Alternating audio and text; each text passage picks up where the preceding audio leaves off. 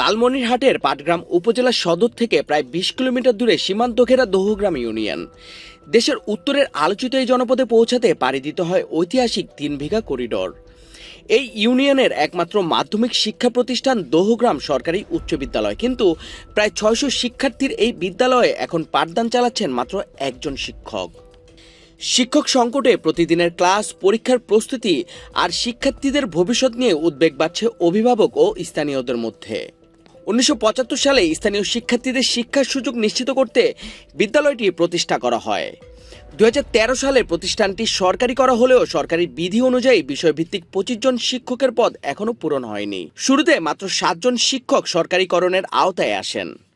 পরে একে একে ৬ জন শিক্ষক অবসরে গেলে বর্তমানে পুরো বিদ্যালয়ের পাঠদান কার্যক্রম চালিয়ে যাচ্ছেন একমাত্র সহকারী প্রধান শিক্ষক। প্রায় ৬০০ শিক্ষার্থীর জন্য একজন শিক্ষক প্রতিদিন মাত্র কয়েকটি ক্লাস নিতে পারছেন, ফলে অধিকাংশ শ্রেণী নিয়মিত পাঠদান ব্যাহত হচ্ছে। এই অচল অবস্থার প্রতিবাদে মঙ্গলবার থেকে ক্লাস বর্জন করে আন্দোলনে নেমেছে শিক্ষার্থীরা। তাদের একটাই দাবি, অবিলম্বে প্রয়োজনীয় সংখ্যক শিক্ষক নিয়োগ দিয়ে স্বাভাবিক শিক্ষা কার্যক্রম নিশ্চিত করতে হবে। যেখানে প্রধানমন্ত্রী শিক্ষার উপর গুরুত্ব দিচ্ছেন, সেখানে আমরা কেন এখন পিছিয়ে আছি? আমাদের এখানে প্রধানত ছিটমহল দেখে তিনি কি আমাদের এখানে কোনো গুরুত্ব দিবেন না? এইখানে আগে তিনি কোনো গুরুত্ব দিবেন না? আমরা কেন পিছিয়ে থাকবো? স্কুলে শিক্ষক নেই পর্যাপ্ত। আর এটা যদি কয়েকদিন পর দেখা যাবে ২০২৭ সালে আমাদের যে টিচার আছে উনিও অবসর গ্রহণ করবে। এর ফলে পরে তো একবারই স্কুলটা শিক্ষক শূন্য হবে। শিক্ষার্থী রয়েছে প্রায় ৭০০ জন। এই ৭০০ জন শিক্ষার্থীকে একজন টিচার দিয়ে কোনোভাবে পরিচালনা করা সম্ভব হচ্ছে না, কোনোভাবেই ভালোভাবে ক্লাস হচ্ছে না, আমরা সিলেবাস কোনোভাবে কমপ্লিট করতে পারছি না। এই কারণে আমরা সংশ্লিষ্ট মন্ত্রণালয়ের কাছে আমাদের একটাই দাবি, আমাদের একটাই চাওয়া, যে একটা সরকারি মাধ্যমিক বিদ্যালয়ে যেখানে সায়েন্স এবং আর্টস দুটি বিভাগ রয়েছে, যতগুলো শিক্ষক প্রয়োজন আমাদেরকে ফুল প্যাটার্নের শিক্ষক দিতে হবে। তার আগে আমরা ক্লাসে ফিরে যাব না। বাংলাদেশের একটি ঐতিহাসিক স্থান দোহগ্রাম, এখানে একটি মাত্র সরকারি প্রতিষ্ঠান, কিন্তু দুঃখের বিষয় এখানে পর্যাপ্ত পরিমাণে শিক্ষক নেই। আমাদের শিক্ষামন্ত্রীর কাছে আবেদন যে তিনি পর্যাপ্ত পরিমাণে শিক্ষক যেন এখানে পাঠান এবং আমাদের শিক্ষক সংকট সমস্যাটি দূর করেন। আমরা খুব শীঘ্রই ক্লাসে যাতে ফিরতে পারি। আমাদের বিদ্যালয়ে আমরা এখানে বলতে পারি শিক্ষক সংকট না, 20 থেকে যদি আমাদের 10 জন বা 9 জন না থাকে তাহলে আমরা ওটাকে বলতে পারি শিক্ষক সংকট। আমাদের এখানে এক কথায় বলতে পারি আমাদের এখানে শিক্ষক শূন্য। আমাদের শুধুমাত্র একজন শিক্ষক আছে।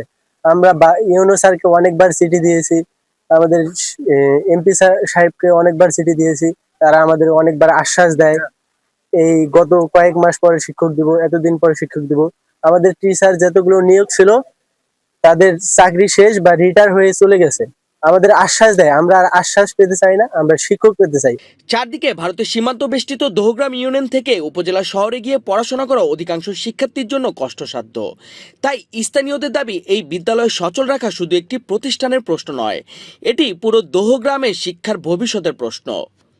অভিভাবকরা বলছেন, শিক্ষক না থাকলে শিক্ষার্থীরা পিছিয়ে পড়বে, আর সীমান্তবর্তী এই জনপদের ছেলে মেয়েদের উচ্চশিক্ষার পথ আরও কঠিন হয়ে যাবে। বিদ্যালয়ের একমাত্র সহকারী ভারপ্রাপ্ত প্রধান শিক্ষক জানান, একাধিকবার শিক্ষক চাহিদাপত্র পাঠানো হলেও এখন পর্যন্ত নতুন শিক্ষক নিয়োগ দেওয়া হয়নি। আমি বিভিন্ন দপ্তরে শিক্ষকদের চাহিদা প্রেরণের কাগজ প্রেরণ করেছি। দপ্তর মহল যদি এটাকে একটু আমলে নেয় তাহলে হয়তো দ্রুতই শিক্ষক হয়তো চলে আসবে, এবং শিক্ষক চলে আসলেই আমাদের শিক্ষার যেই মান, শিক্ষার যেই পাঠদান সেটা ফিরে আসবে।